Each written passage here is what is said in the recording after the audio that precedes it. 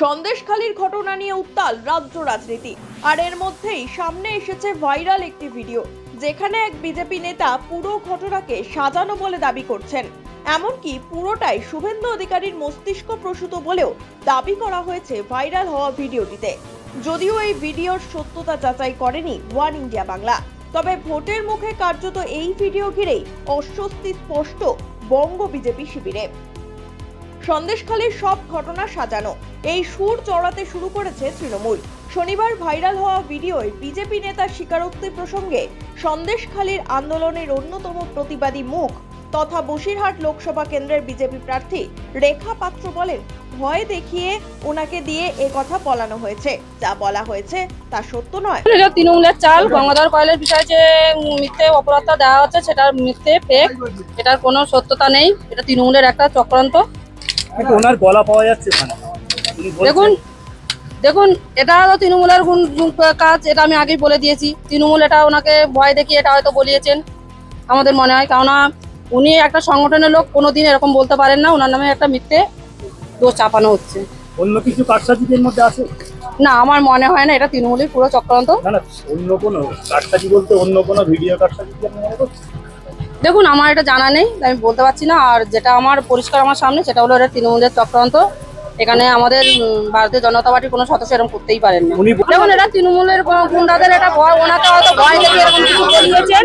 এটা পুরোপুরি ভাবে তৃণমূলের একটা চক্রান্ত করছে। এটা কোনো মজা আমাদের ভারতীয় জনতা পার্টির কোনো সদস্য এরকম করতে পারে না। সন্দেশখালীর ভিডিও নিয়ে অবশেষে মুখ খুলেছেন রাজ্যের বিরোধী দলনেতা শুভেন্দু অধিকারী। তিনি নবদ্বীপে সভা করতে গিয়েছিলেন শনিবার। সেখান থেকেই তৃণমূল কংগ্রেসকে প্রকাশ্যে চ্যালেঞ্জ ছুড়ে দিয়েছেন তিনি।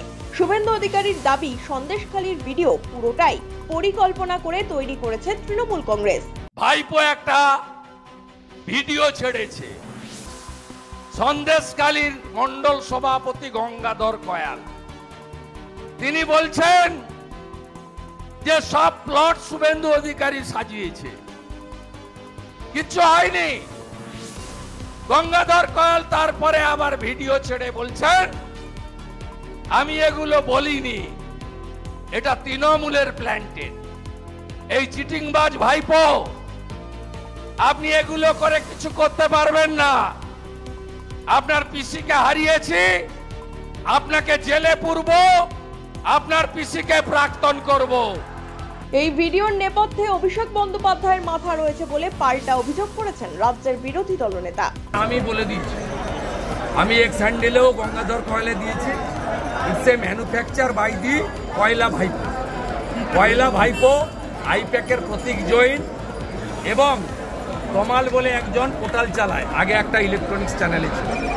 এরা মিলে এটা করেছে, খাবে না। গঙ্গাধর কয়াল ইতিমধ্যে সিবিআই ডাইরেক্টরকে লিখিত কমপ্লেন করে দিয়েছেন মেলে, এবং তিনি সিবিআই অফিসে যাচ্ছেন। কলকাতা পৌঁছে গেছেন, সিবিআই অফিসে যাচ্ছেন ভাইপোর বিরুদ্ধে অভিযোগ করার জন্য। পুরো বিষয়টা নিয়ে আমরা অনেক দূর যাব। সাজানো হয়েছে ভিডিওটা, পুরোপুরি ন্যালাফাইড ইন্টেনশন থেকে করা হয়েছে। সন্দেশখালীর লড়াইয়ের মুখ হচ্ছে মহিলারা, পীড়িতরা। একটা পীড়িত মহিলা বা প্রায় 379টার মতো কমপ্লেন হয়েছিল কিছু পুলিশের কাছে। পরে আইনজীবী প্রিয়াঙ্কা টেবরিয়ালের নেতৃত্বে যে টিম গেছিল, হাইকোর্টের টিম, তাদের কাছে, পুলিশের কাছেও বহু অভিযোগ হয়েছিল। এবং তৃণমূল দাবি করেছে যে 239টা জমি তারা ফেরত করিয়েছে। পুলিশ নিজে 3টে রেপ এবং মলেস্টেশনের এফআইআর ট্রিট করেছে।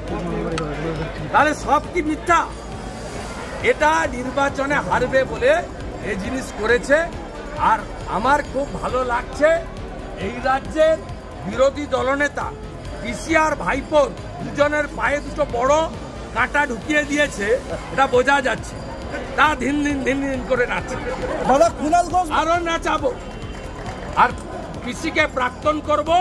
আর ওই আলালের দুলাল কয়লা খায়, বালি খায়, গরু পাচার করে, মদের বোতল থেকে টাকা তোলে, চাকরি বিক্রি করেছে, ওকে জেলে পুরবে বলে জেলে। এদিকে এই ঘটনার পরেই সিবিআই তদন্তের দাবি তুলে সিজিও কমপ্লেক্সে চিঠি দিয়েছেন সন্দেশখালী 2 নম্বর ব্লকের মন্ডল সভাপতি গঙ্গাধর কয়াল। ভোটের মুখে এমন ঘটনা ঘটায় অস্বস্তিতে গেরুয়া শিবির, আর তাই এখন সন্দেশখালীর এই ভাইরাল হওয়া ভিডিওর আসল সত্য খুঁজে বের করতেই মরিয়া BJP. Bureau report, one India Bangla.